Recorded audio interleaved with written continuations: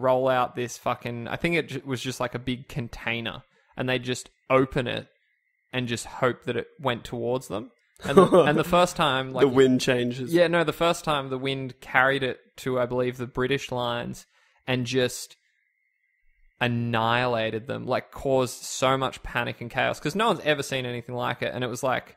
I don't think this one was colourless. They could just see this smog coming towards them. I didn't know what it was until it was destroying them. And it just caused so much chaos and they had to fall back. But the Germans were so unsure of how this thing was going to work, they didn't even make plans to advance. So they just sat there.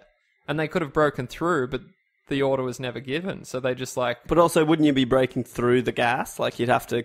Well, apparently it dissipates. Dissipates. You're getting confused with disapparate, which is the instant transmission of the Harry Potter universe. Do you see they're doing another Harry Potter book? Another book? Yeah. It's about Harry's son, 26 years in the future. Or something. Harry's like an old Not man. even against it. Yeah, I think it actually sounds chill as fuck. But anyway, sorry, that's not what this podcast is about. We really got onto something there. So I think that'll be interesting. Anything but another advanced warfighter. But like, I don't know, is it though? Because it's just going to be a reskin battlefield. Well, I feel like it has to be different because you've got no like radar. This is still like they'd have to have like a map, like an actual static map. Less than that, like they didn't even have radio at this point. Like they didn't even have like this is still single shot rifles. Yep. I'm just down for something different. So yeah, I'll be interested when it comes out. I'll definitely. Well, you said October 26th. That's what this site has listed it at, but they haven't. That could just be they haven't announced a placeholder or something. Yep. Cool. Okay, and just to round us out today, inching closer to its planned summer release, Persona game director Katsura Hashino has offered up new details regarding the long-awaited JRPG sequel, Persona 5. Oh, please get in me. Specifically, the series' stalwart drew attention to the game's setting and cast of characters before teasing a potential announcement to coincide with the franchise's 20th anniversary. Featured in Persona Magazine 2016 in March, here are the new tidbits that Hashino-san had to share. I'm just going to read a few of these because it was quite involved, but I think there's some interesting stuff here. About the setting, he had this to say, quote, "The dungeon level design is vastly different from previous games. All of them incorporate different stories and can be thoroughly enjoyed. By choosing the cliched theme of phantom thieves, Atlas hopes to surprise users and put in more ideas than can be imagined." It's a bold claim. Atlas wants to skillfully combine contemporary drama with Persona to create something that expresses the fun of entertainment. The setting is Tokyo because Atlas wants to play out an unthinkable phantom thief drama in a world that we're familiar with. End quote. That was very loosely translated. Yeah, I can tell. Anyway, I'm so ready for this. It's going to be good. Is there like any sort of news on anything? Oh, here you go. Many of the characters are labelled or look at things from a biased point of view and as such are spending their days unhappily, feeling that it can't be helped and that they don't fit in. Breaking the status quo, rising up and coming alive is how the introduction will develop. There will be a system similar to social links. Is communication the driving force for those who are trying to make a change? With that question in mind, Hashino says that it will be good if Persona 5 depicted human relations a step above Persona 3 and Persona 4's social links. So there's not a whole lot there. It does go on to describe each of the characters more in depth, but I'll spare you that. It's long-winded. Yeah, it was like a bunch of paragraphs. So again, we're really pumped. I'm so ready. And it's kind of cool. Like, social links were pretty standard, so it'd be cool to add another layer to that. I actually feel like, and I'm really beating the drum here, I feel like Trails of Cold Steel is better. I feel like they do the social links better. Again, there's a big gap in time. That's fine. Let's compare Trails of Cold Steel to Persona 5 when that happens. Yeah, that's fine. But as it stands, I feel like, you know how so the way in Golden it would work, you would advance like your social link and you'll see a scene. Like say you get it to rank 3 and it's always the same scene. In Trails, it's different. Like So you can just hang out with any of these people on a certain day, but depending on what day it is, the scene is different. That's cool. Which I feel is a lot more organic. Yeah, no, it is. I don't deny this, but just... And the fact that the thing that really blew me away was because any of these given days, you could hang out with any of the 7 other friends. Mm-hmm. So they each have a unique and you'll scenario. Never see them all. Yeah. Well, you can see 3 a day. How many days in Trails? A whole year? You don't play out every day. Oh, okay. That's how it's different. Yep. You play out like 3 days. And you'll do like tests and exams and stuff too. I always thought it would be cool to play Persona one day at a time. I wanted to do that, and then I realized how shit some days are.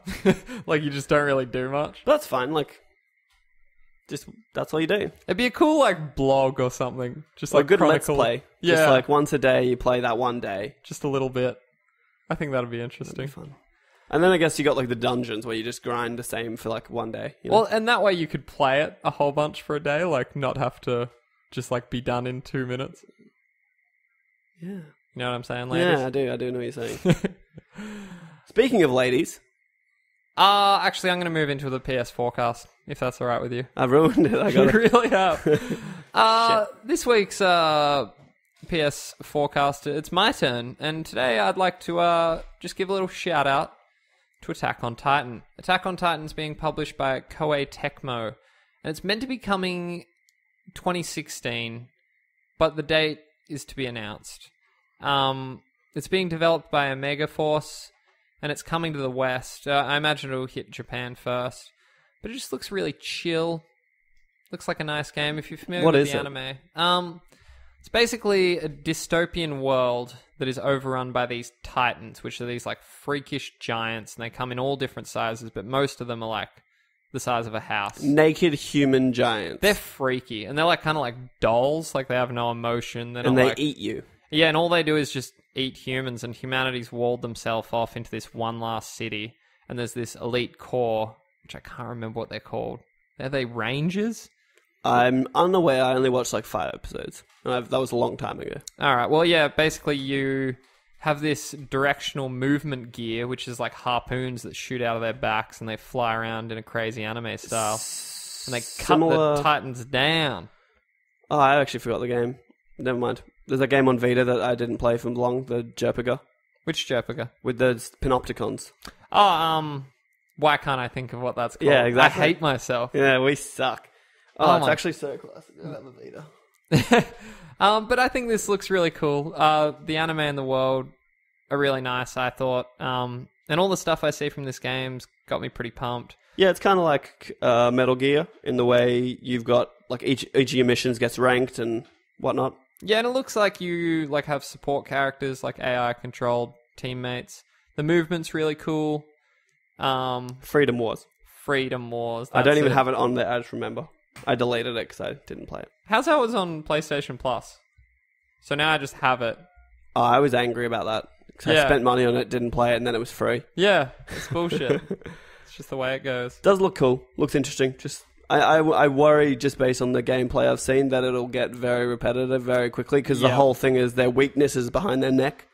Yeah, apparently you can take them down in other ways. Well, they were cutting legs and stuff, but again, it was looking very samey. Well, I guess that's the way it is with the anime. They can still only kill them by taking out the back. So it'll be interesting to see how they kind of diversify the combat a little bit. There's like horse riding and stuff, like that whole scene. It just looks fun to use the directional movement gear, I believe it was called. That's probably what it's called. Similar to the Freedom Wars gear. Yeah. They hook onto people and stuff. Yeah. So that'll be fun. Cool. Please be excited. Please be excited. Moving into our talking point this because we're going to do a Life is Strange spoiler cast. Yep. The episode's probably it's actually going pretty good. It's going to be a little shorter, but I think this talking point threads nicely with the spoiler cast that will be recorded later. Yeah, please check it out, guys. It'll be called Gokey Spoiler Day 2. Life is Strange. That's right. That's right. And it's just a chance for us to really delve into a game and not have to worry about spoiling it for people. But that game revolves around a woman. That's right. And you know... Some might say a girl. We love women here at the PS Podcast. We love girls, but mainly women. No, we love women. We love girly women Yeah. and womanly girls. Yep. Mainly the girly women. Yeah. And girly men, too. Like, whatever works. Look, actually, put girly in front of anything, I'm alright with it. Alright. That's weird, but alright. What are we doing? We're going to talk about women in games today, Govinda. What do you women mean? in games. How? What do you mean? We're going to talk about, some of our favourite women in games. Maybe we're not going to go into Anita Sarkeesian territory. Obviously, we know women are sort of underrepresented in gaming. Sometimes. I think misrepresented. Misrepresented. Sexualized overtly. Yep. Unnecessarily. And you know whose fucking fault it is? The Japanese. No, well, yes, but I don't know if you've seen Street Fighter, but... More specifically, Mario. Mario started this shit. Like the damsel in distress? Yeah, you gotta save the princess every time. Like the Princess Zelda. Well, she kind of... Yeah, she was a damsel, but now she's more of a badass. The original, the OG. Yeah. Well, look, Princess Peach has stepped it up in Mario Kart too. She's a force to be reckoned with. Yeah, she doesn't mess around. Smash Brothers. Name one of your favourite female protagonists? See, it doesn't have to be a main character, but like... Well, see, like, people might say it's shit, but I actually really like Lightning from the Final Fantasy XIII series. She's sort of just Cloud. She's a female Cloud. I think even the, like, art director or the character designer, like, even said I was trying to make a female Cloud. Yeah, but she's just kind of a fucking badass. My favourite was in, Lightning Returns, the third game. Mm-hmm. You could actually get the Cloud outfit for her, and she'd have the Buster Blade. And that was pretty chill. And she'd, like, had all the moveset and stuff. And it was pretty dope. That game's combat system was pretty sick. Lightning Returns? Yeah. Nah. So burn me once. Burn me once. You're so dismissive. Those, to be fair, the Lightning series got better. Like, 2 and 3 were better than the first. I was too bitter. I needed time off. And I was even more bitter that they decided to continue with a series of Final Fantasy games that, in my opinion, were the weakest. And just kept pushing 15 and they were like, back. oh, look, no one liked 13. Let's make another one. Oh, people didn't really like 13 too. I guess we'll do another one. It's funny, when I think about strong female characters, I mostly go to the Final Fantasy series. Like, yeah, Tifa's a good one. Tifa is a good one. Some would say she's too sexualized. I don't know why. Like, she doesn't wear sexual clothing. She's got killer boobies. Yeah, but she's pretty covered up for the most part. Like a long sort of dressy pant thing going on. Yeah, well, no, she's wearing like short shorts. Oh, sorry, no, I said Tifa. That's not what I meant. Oh, yeah. I meant... Eris? No, maybe I meant Tifa. I think you meant Tifa, but she's... Oh, no, sorry, I'm getting confused with Tifa and Yuffie. I did mean Tifa. Oh, yep. Yep. So, yeah, I think of, like, Terra. No, but Tifa's at least, like, punching faces and stuff, you know? Yeah, that's fair. At least she's really not the damsel. I always thought Lulu was a pretty badass chick. Kind of sexualized again, but this is coming from a Jerpaga, so it's somewhat expected. Everyone's getting sexualized, you know what I'm saying? But she was pretty strong-willed, you know? Yeah. Stubborn, even. To a detriment. Yeah. It was like a fatal flaw. What about, like, Ash? Ash was a bit of a Ash badass. was good. She was strong. Again, the clothing was a bit much. Questionable for a warrior, but that's good. That's why I liked I mentioned it before. The Gears of War chick. Do you remember her name? Stroud, Ariana. Anyway, I don't know the name. I should find it. Give me 1 second. I'm never cool. gonna. I like Terra from Final Fantasy VI. She was a pretty strong character. She had some pretty cool, bit of a cool Anya. Anya Stroud. Anya Stroud from Gears. I like that she just put her in proper armor, and she was just doing what she had to do. Yep, I think like even little more modern, like Elena. Elena Fisher's my jam. Yeah, she's pretty bit of a badass. And even Chloe, because I like she was somewhat sexualized, but did it in a way where she used it to her advantage. Oh, yep. Chloe from Uncharted. Yeah, I was actually thinking Life is Strange. No. Chloe in Life is Strange annoyed me. Spoiler alert. We're going to talk about that. I love you, Chloe. I'm trying to think of some other ones. Well, when I say think, I'm just trying to look at a list of things. Look, I maybe it's not a great example, but I thought Ellie from The Last of Us was a pretty strong character. Yeah, She that was good. That was a she, good one. She sort of had an arc where she came into her own. Well, she had to grow. Yeah, that's it. That's why that game was so good. Fuck, it was good. So